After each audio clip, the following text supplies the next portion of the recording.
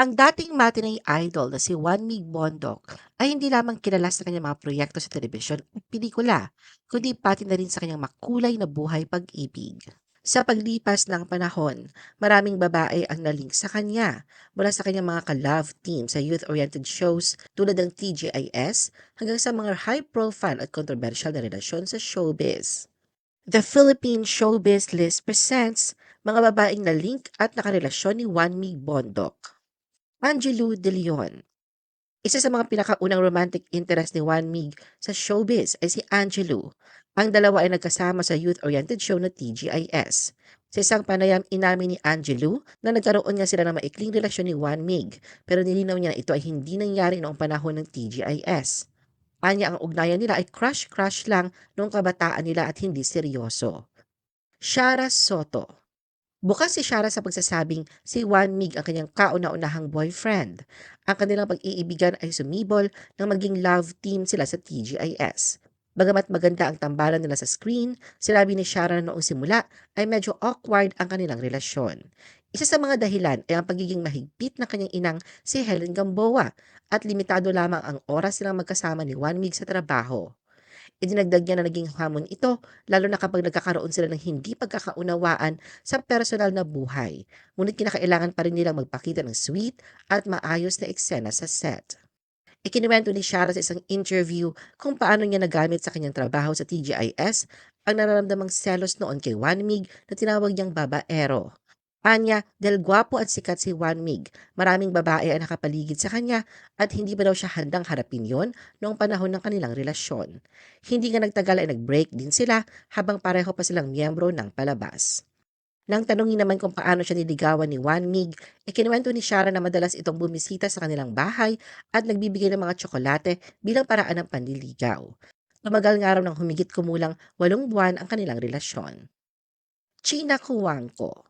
Tumagal ng humigit kumulang 3 taon ang relasyon ni Juan Mig kay China, isang model actress na nagmula sa prominenteng Cuangco family. Ayon sa mga dating history listings at lumang balita sa showbiz, nagkaroon sila ng ugnayan noong circa 2000. Ang relasyon ay tinaguri ang romantic link na matagal na at ito ang pinakaseryoso ni Juan Mig noon. Ang relasyon nila ni China ay nilarawan bilang tumultuous dahil sa iba't ibang kontrobersya at mataas na public exposure at chismis. Isa sa mga dahilan ay dahil sa mga personal na issue at chismis, kabilang na ang paghihiwalay nila at ang pagiging babaero daw ni Juan Mig noong panahon ng kanilang ugnayan. Wilma Dasent. Isa sa mga controversial na ugnayan sa love life ni Juan Mig ay ang kanyang one-night stand di umano kay Wilma. Sa radio program na Good Times noong January 2007, lumabas si Wilma bilang celebrity guest sa segment na Forbidden Questions ni DJ Mo Twister. Dito diretsahan niyang inamin na nagkaroon sila ni Juan Mig ng one-night stand noong 2001 at ito isang sekretong karanasan sa pagitan nilang dalawa lamang noon. Binanggit din ni Wilma ang lumabas na chismis na si Juan Migraw ang ama ng kanyang panganay na anak at tiniyak niyang hindi ito totoo. Kaugnay nito sa isang panayam noong March 2007 nang matanong si Wilma sa naging tugon ni Juan Mig ayon sa kanya, hindi na niya nakikita o nakausap si Juan Mig sa loob ng halos 1 dekada. Ayon pa kay Wilma, nauunawaan niya kung bakit maaaring itanggi ni Juan Mig ang pangyayari, ngunit sigurado siya na maiintindihan rin siya nito. Ipanaliwanag din niya na malinaw sa kanya noon na ang kanilang ugnayan ay hindi seryosong relasyon kundi isang one-night stand lamang at walang romantikong damdamin o emosyon ang nasangkot.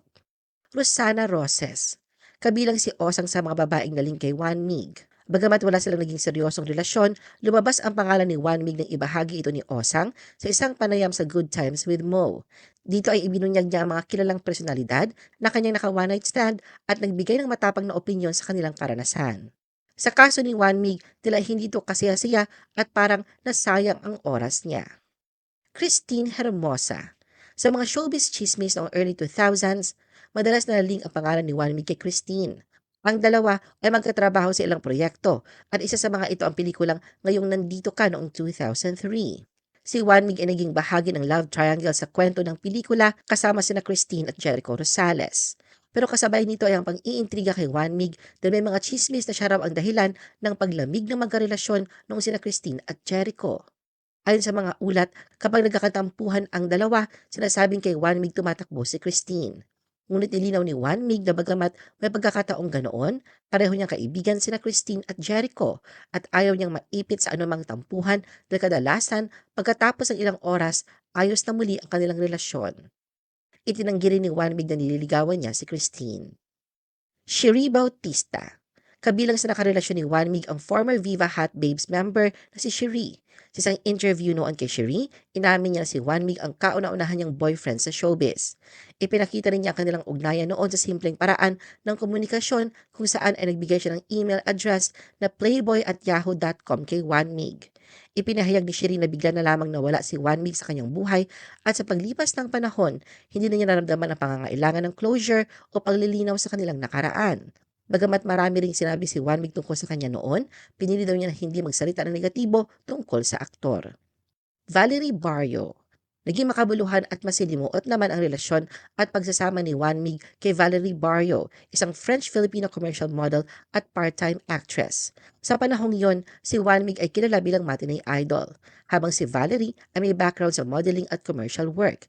Ang dalawa ay nagkakilala noong early 2007 at noong taong rin yon ay isinilang ang una nilang anak. 2 taon pagkatapos ay nagpakasal sila noong December 2009 sa isang civil wedding. Pero hindi naging madali ang pagsasama nila sa pagdaan ng panahon na nauwi sa paghihiwalay dahil sa irreconcilable differences. September 2014 ang kumpirmahin ni Juan Mig na hiwalay na sila ni Valerie. Ngunit sa isang panayam sa kanya, inamin nitong noong October 2013 ay hindi na sila nagsasama. Ayon kay Juan Mig, hindi sila nagkakasundo sa maraming bagay. Ayon pa kay Juan Mig, pinalaya siya ni Valerie sa kondo na pagmamayari niya at siya mismo ang nagbabayad at sa halip na mag-usap ng maayos, nag-file si Valerie ng annulment. At upang masiguro ang kapakanan ng kanilang 2 anak, noong 2015, nag-file si Juan Mig ng petisyon para sa sole custody kasama ang temporary protection order laban kay Valerie. Sinabi niya na humantong siya sa desisyong ito dahil sa labis niyang pagmamahal sa mga bata at paniniwala na hindi raw kayang alagaan ni Valerie ang kanilang mga anak ng maayos. Aiko Melendez. Sa kabila ng mahabang panahon, mula nang una silang nagtagpo sa showbiz, muling naging usap-usapan ang pangalan ni Juan Mig at Aiko dahil sa kanilang kasalukuyang ligawan o courtship stage.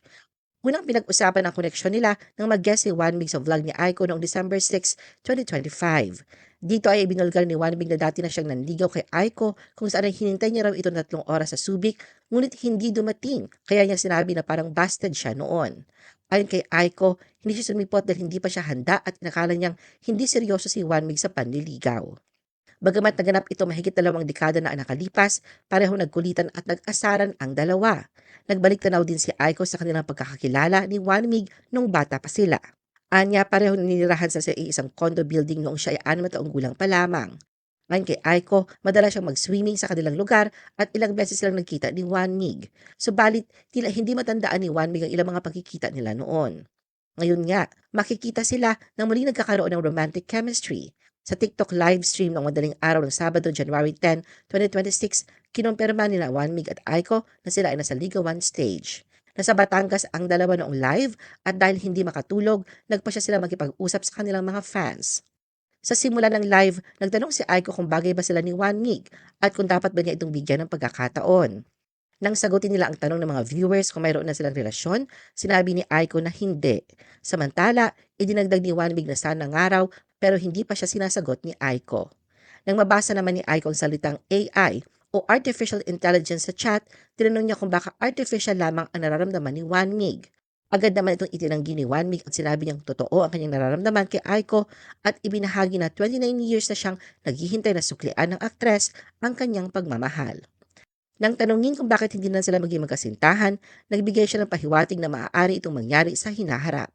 Itinanggi naman ni Aiko ang mga haka-haka na ang kanilang muling paglitaw bilang magkasama ni Juan Mig ay may kinalaman sa showbiz o proyekto sa pelikula. Paliwanag niya, wala silang anumang proyekto na magkasama at alam naman ng lahat na hindi aktibo si Juan Mig sa showbiz. Hindi nga lang sa TikTok live nagpasabog ng kilig ang dalawa. Dalang araw din yon ay mas dumagsa ang katanungan mula sa netizens kung magkasintahan na ba sina Juan Mig at Aiko. Ito ay matapos nilang ibida sa pamamagitan ng wedding couple photo nila sa Instagram. Happy together after 29 years ang caption ni Juan Mig sa kanyang IG post. Dito ay makikitang nakangiti silang dalawa ni Aiko. Tila nagbigay naman ng approval ang anak ni Aiko na si Martina nang mag-reply ito sa post ng na naglagay din ng heart emoji. Sa ngayon nga, ang tanging malinaw ay nagkakamabutihan muli sina Aiko at 1MIG. Ano ang masasabi mo sa video na ito? Mag-like o mag-react at huwag mahiyang mag-comment. For our YouTube viewers, huwag kalimutan mag-subscribe at i-hit ang notification button. At para sa aming Facebook viewers, mag-like at follow sa aming Facebook page para updated ka sa mga showbiz chika. Thanks for watching!